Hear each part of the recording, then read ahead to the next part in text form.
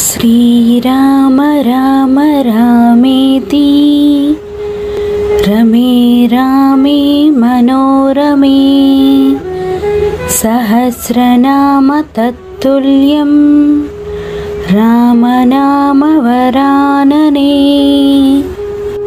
जय श्रीराम। ఎలా ఉన్నారండి అందరూ వసంత నవరాత్రి పూజలు బాగా చేసుకుంటున్నారు కదా. ఇంకొక 2 రోజుల్లో మనకి వసంత నవరాత్రులు ముగియబోతున్నాయి. అలాగే శ్రీరామనవమి కూడా రాబోతుంది. శ్రీరామనవమి అంటే శ్రీరామచంద్రుడి పుట్టినరోజు, అలాగే వివాహం జరిగిన రోజు, అలాగే పట్టాభిషేకం జరిగిన రోజు, 3 కూడా ఒకటే రోజున జరుపుకుంటాము. శ్రీ మహావిష్ణువు యొక్క 7వ అవతారంగా ఈ భూమి మీద సంచరించి మానవతా విలువలను తెలిపిన మహోన్నతమైన వ్యక్తి శ్రీరాముడు. ధర్మమునకు నిలువెత్తు నిదర్శనం శ్రీరాముడు. ఈ రోజున రామ కళ్యాణం చేయడం వలన అనంత పుణ్య ఫలితం లభిస్తుంది. రాముణ్ణి పూజించినంత మాత్రానే ధైర్యము, విజయము లభిస్తాయి. రామనామం జపించిన, రామ కథను విన్నా కూడా, సీతారామ కళ్యాణం తిలకించినా కూడా, పానకమును తీసుకున్నా కూడా సీతారాముని అనుగ్రహం తప్పకుండా కలుగుతుంది. రామనామము ఎంత గొప్పది అంటే, రా అన్న అక్షరము అష్టాక్షరి మహామంత్రములలో ప్రధానమైన బీజాక్షరము. మా అనే అక్షరము పంచాక్షరి మహామంత్రములలో ప్రధానమైన బీజాక్షరము. రామ అన్నప్పుడు అగ్ని బీజము, అమృత బీజము అనుసంధానము అవుతాయి. రామనామమును చదువుతున్నప్పుడు రా అనడం వలన అగ్ని చేత పాపములు కాలిపోతాయి. మా అన్నప్పుడు నోరు మూసుకుని మళ్ళీ పాపములు లోపలకు వెళ్ళే అవకాశం ఉండదు. రామనామమునకు అంత శక్తి ఉన్నది. రామమందిరం లేని ఊరు ఉండదు. ఈ రోజున శ్రీరామచంద్రుడు, సీతాదేవిల కళ్యాణం అంగరంగ వైభవంగా జరుపుతారు.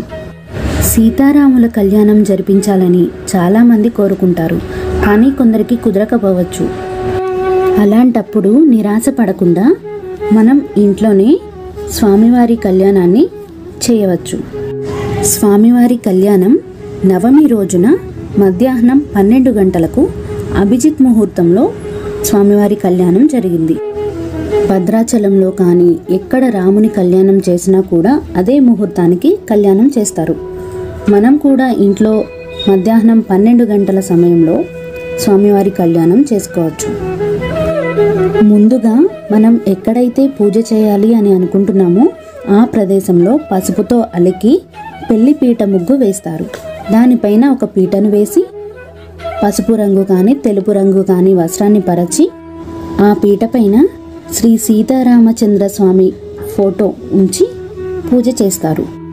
శ్రీరాముని పట్టాభిషేకం ఫోటో ఉంటే మరీ మంచిది. ముఖ్యంగా అందరి ఇంట్లో ఉండి తీరవలసిన ఫోటో శ్రీరాముని పట్టాభిషేకం ఫోటో. ఇక స్వామివారికి, అమ్మవారికి కళ్యాణ తిలకము, దిష్టి చుక్క బుగ్గన పెట్టి స్వామివారిని, అమ్మవారిని పూలమాలతో అలంకరించి, అలాగే ఒక పంచ, ఒక చీర, మీ దగ్గర విగ్రహాలు ఉంటే పంచ కట్టి, చీర కట్టి అలంకరణ చేసుకోవచ్చు. నేను ఫోటోతో చేస్తున్నాను కనుక ఒకవైపు స్వామివారి వైపు పంచ, అమ్మవారి వైపు చీర పెట్టాను. ముందుగా దీపారాధన చేసుకొని ఈ రోజున పిండి దీపాలు వెలిగిస్తే చాలా మంచిది. నవమి కనుక 9 దీపాలు వెలిగించుకున్నాను నేను. అలాగే అమ్మవారికి మాంగళ్య ధారణ, ఒక పసుపు తాడుకి పసుపు కొమ్ముని కట్టి, పసుపు కొమ్ముకి కుంకుమ బొట్టు పెట్టి ముడులు వేసి అమ్మవారి మెడలో వేశాను. ఈ కళ్యాణము భార్యాభర్త ఇరువురు కలిసి కూర్చొని చేసుకోవడం మంచిది.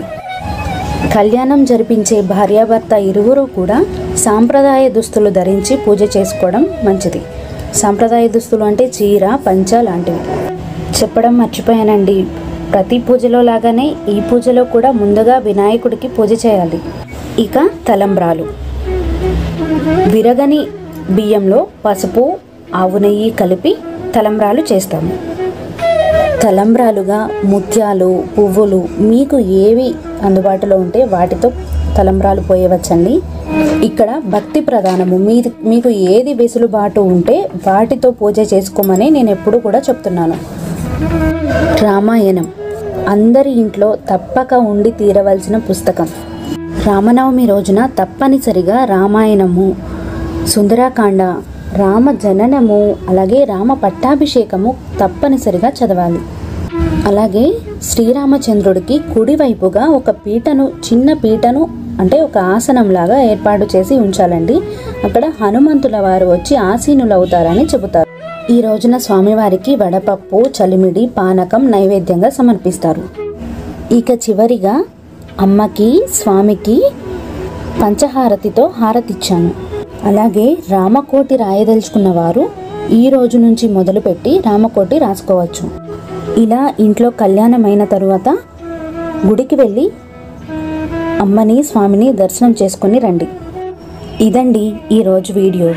ఐ హోప్ ఈ వీడియో మీ అందరికీ నచ్చుతుందని అనుకుంటున్నాను. అందరికీ ముందుగా శ్రీరామనవమి శుభాకాంక్షలు. నమస్తే అండి.